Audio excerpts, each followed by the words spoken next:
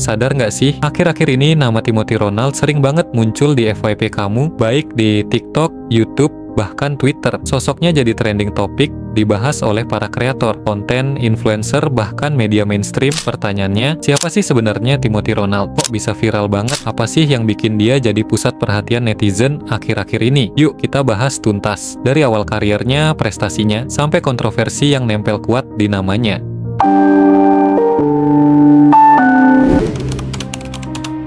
Timothy Ronald adalah seorang entrepreneur muda yang dikenal luas karena kiprahnya di dunia cryptocurrency dan edukasi finansial digital. Dia berasal dari keluarga sederhana. Sejak muda, ia sudah terbiasa bekerja keras, mulai dari menjual pomade hingga menjadi agen properti. Yang mencengangkan, pada usia 19 tahun, Timothy berhasil meraih 1 miliar pertama dari hasil investasinya. Di saat remaja lain sibuk main game online, dia sudah memutar uang di kripto dan membangun bisnis. Dia sempat dikenal lewat platform edukasi bernama Ternak Uang. Lalu kini fokus di Akademi Kripto, sebuah platform edukasi dengan 160 modul lengkap yang membahas blockchain, DeFi, crypto programming, dan trading.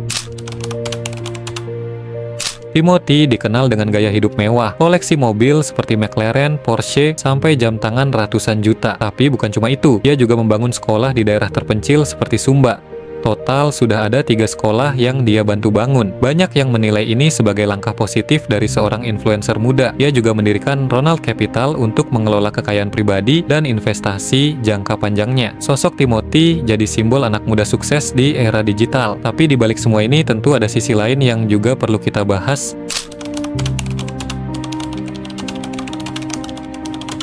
Viralnya Timothy nggak selalu soal prestasi. Salah satu momen viral adalah saat dia menyebut kopi Rp80.000 di hotel sebagai hal biasa. Ini dikritik banyak orang karena dianggap merendahkan mereka yang kurang mampu. Waktu gue nggak punya uang, gue suka aja datang kalau lebih hotel.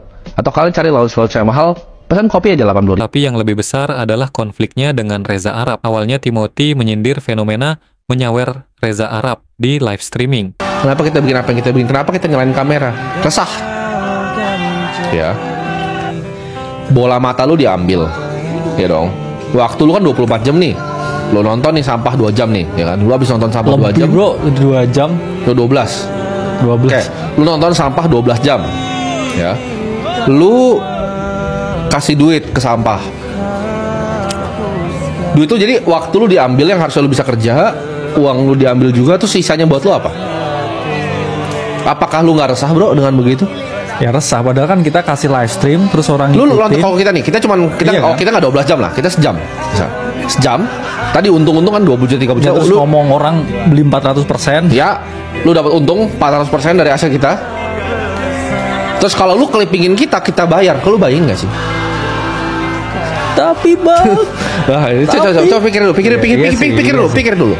Lu nonton sampah 12 jam. ya Lu kasih duit ke sampah. nyawer. Ya. Terus lu nya dapat apa? Kesenangan kah? Coli bareng kah? Ya mending Apa nyawer. Lu mending nyawer DJ. Ya. Mending nyawer DJ. Lu ke tempat dangdut aja sana. Lu nyawer di. Apa yang akan keluar dari mulut gue ini tidak dapat persetujuan dari siapapun. Tidak ada yang menahan karena mereka semua tidak tahu kalau gue akan bahas ini di sini. Siapa nih? Pokoknya tahun ini Buat bakal dibantai-bantai sama Triple A Clan, itu aja. Oke. Apa? Triple A Clan dia punya tim antek-antek Arab. AAA Clan. Oke. Dia bilang bakal dibantai-bantai. Iya, tahun ini bakal kita bantai-bantai internet. Gue mau bunuh lu semua yang besar-besar aja. Biar lu gak bisa makan. Gue bikin show ini buat lu semua gak bisa makan. Jadi mesinnya mati. Itu goalnya. Kenapa Timothy akan viral? Karena gue akan matiin semua influencer sampah ya di Indonesia itu. Gue akan bikin lu semua gak bisa makan. Pegang kan? Karena ketika gue keluar sesuatu yang mendidik bangsa, lu nyancar. Ya kan? Gue bikin acara, lu nonton gak isinya? Nyancat lu. Sekarang gue ambil biaya nasi, gue buang biaya nasi. Ya. Dan gue ambil semua bola matanya, gak gue monetize. Gak ada brand Indonesia. Gak ada brand satu Indonesia ini bisa bayar.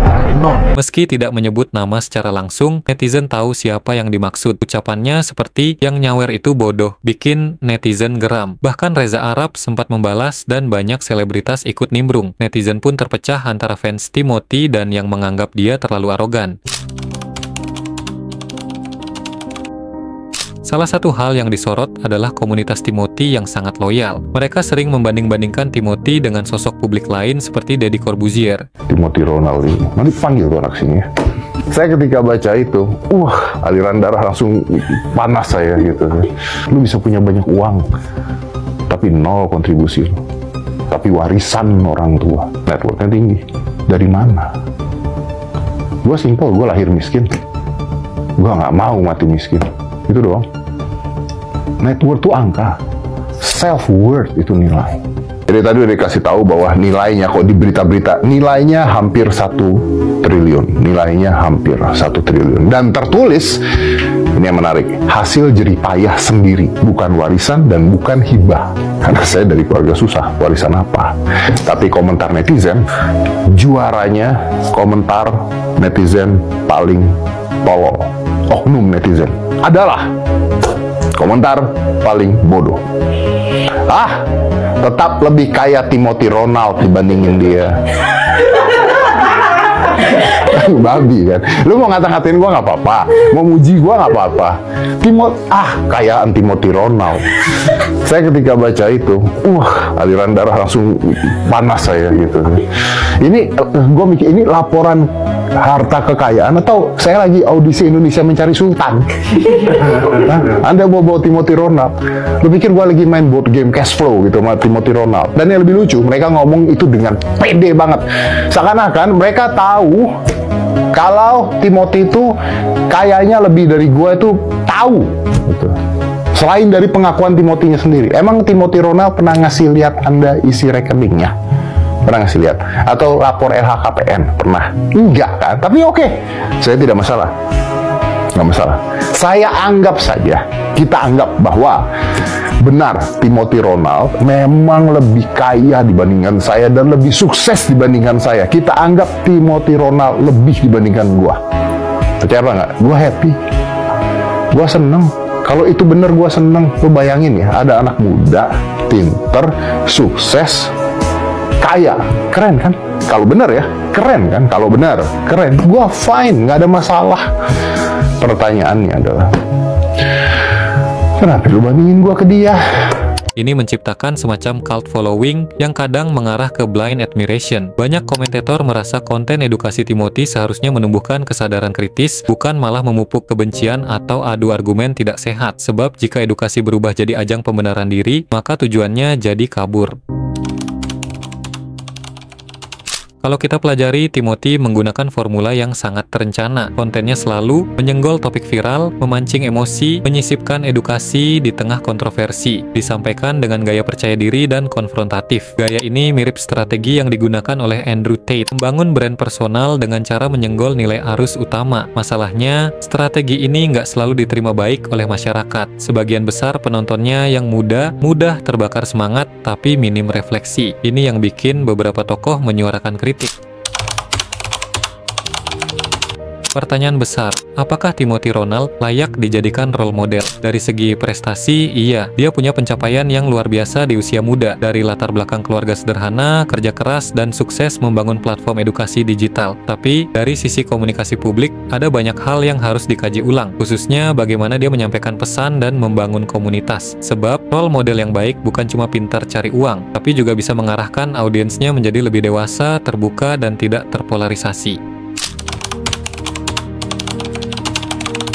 Konten edukatif seharusnya tidak dibumbui terlalu banyak drama, tapi di zaman algoritma, drama justru yang paling banyak menarik klik. Nah, ini tantangan semua kreator edukasi. Bagaimana caranya tetap relevan tanpa menjual kontroversi? Timothy sejauh ini berjalan di garis tipis itu. Kita bisa mengambil pelajaran baik dari keberhasilannya membangun brand personal dan edukasi maupun dari kontroversinya. Akhirnya, kita sebagai penonton harus bijak. Viral bukan berarti benar, populer bukan berarti panutan. Kita bisa mengambil hal positif dari Timothy Ronald, semangat belajar, keberanian memulai dari nol, dan berani tampil beda. Tapi kita juga harus punya filter, mana yang edukatif, mana yang manipulatif. Kalau kamu mau ikut kelas atau komunitas apapun, pastikan kamu paham risikonya, bukan karena ikut-ikutan. Apakah Timothy Ronald hanya viral sesaat, atau dia beneran visioner masa depan?